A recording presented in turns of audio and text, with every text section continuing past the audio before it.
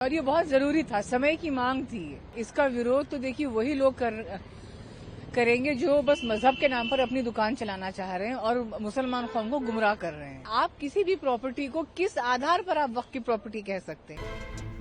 वक्फ संशोधन बिल को लेकर पूरे देश भर में बवाल मचा हुआ है। विपक्ष एक तरफ जहां इस बिल को मुस्लिम विरोधी बिल बता रहा है, तो वहीं सत्ता पक्ष के नेताओं द्वारा इस बिल को मुस्लिम लाभकारी बताया जा रहा है। बताया जा रहा है कि इससे समाज के साथ साथ देश को भी लाभ होगा। वक्फ संशोधन बिल लोकसभा में पेश कर दिया गया। इस पर हाल ही में दिल्ली राज्य हज समिति की अध्यक्ष कैसर जहां का भी बयान आ गया है। कैसर जहां ने कुछ ऐसा कह दिया है जिसके बाद एक बार फिर से खलबली मच गई है।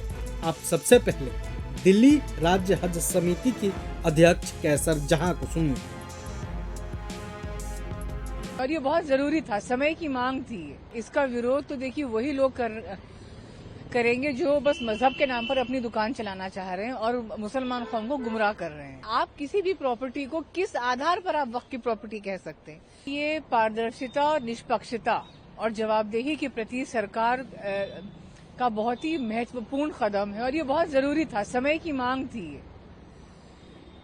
फिलहाल जो स्थिति थी वक्फ बोर्ड्स की, तो उसको मद्देनजर रखते हुए बहुत जरूरी था ये, और मैं बहुत खुश हूं और बहुत अच्छी बात है कि ये हो रहा है। गृह मंत्री अमित शाह ने पक्ष पर तंज करते हुए कहा कि कांग्रेस के जमाने में जेपीसी और कमेटियां गठित होती थी, लेकिन वो सिर्फ ठप्पा लगाने का काम करती थी। लेकिन हमारे समय में जो कमेटी बनी उसने ना सजेशंस लिए बल्कि सुधार भी किए और कई सजेशंस को एक्सेप्ट भी किया है। देखिए, इसका विरोध करने का तो कोई मतलब नहीं है। इसका विरोध तो देखिए वही लोग करेंगे जो बस मजहब के नाम पर अपनी दुकान चलाना चाह रहे हैं और मुसलमान कौम को गुमराह कर रहे हैं। आप किसी भी प्रॉपर्टी को किस आधार पर आप वक्फ की प्रॉपर्टी कह सकते हैं? प्रॉपर डॉक्यूमेंटेशन होना चाहिए, प्रॉपर रिकॉर्ड्स होना चाहिए, तो जो कि अभी नहीं हो रहा है। इसीलिए संशोधन बहुत जरूरी है, बहुत आवश्यक है कि वक्फ की संपत्तियों का दुरुपयोग हो रहा है। और वक्फ का जो पूरा कॉन्सेप्ट है कि वक्फ जो है जिसलिए बना है, जो अंडर प्रिविलेज्ड है या फिर जो कमजोर वर्ग है मुसलमान कौम का, उनके फायदे के लिए बना है, उनकी बेहतरी के लिए बना है। उसका फायदा उन तक तो पहुंच नहीं रहा है। कुछ लोगों ने अपना कब्जा कर लिया है और चीजों को अपने हिसाब से चला रहे हैं। तो इसीलिए संशोधन बहुत आवश्यक है। वक्फ संशोधन विधेयक जो आ रहा है, ये जो है किसी का हक ले नहीं रहा है, उल्टा जिनको अपना हक नहीं मिल रहा है उनको हक दिलवाने का काम कर रहा है। क्योंकि फिलहाल जो बेनिफिशियरीज हैं उन तक जो उनका अधिकार है वो नहीं मिल रहा है उनको। तो इस विधेयक के आने के बाद चीजें जो है स्ट्रीमलाइन होंगी, वक्फ की संपत्तियों का सही मूल्यांकन होगा और जो उनका सही यूज होना, इस्तेमाल किया जाना चाहिए वो होगा। तो इसलिए मैं फिर कहूंगी ये हक दिलवाने का काम है, लेने का नहीं।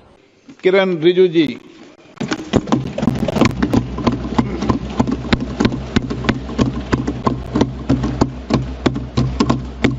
Honorable Speaker, sir, I rise to move the motion for consideration of the Waqf Amendment Bill 2025 and Mussalman Waqf Repeal Bill 2024.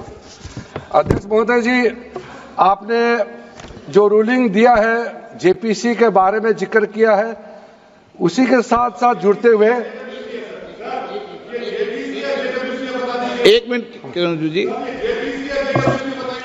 एक मिनट श्री सौगत राय जी संशोधन संख्या 108 को प्रस्तुत करें। आप बोल रहे थे ना? Under rule 77(2) of the rules of procedure, I propose that the Waqf Amendment Bill 2025 be recommitted for the purpose of eliciting further opinion thereon. प्रभातखबर.com, विश्वास वही, रफ्तार नहीं।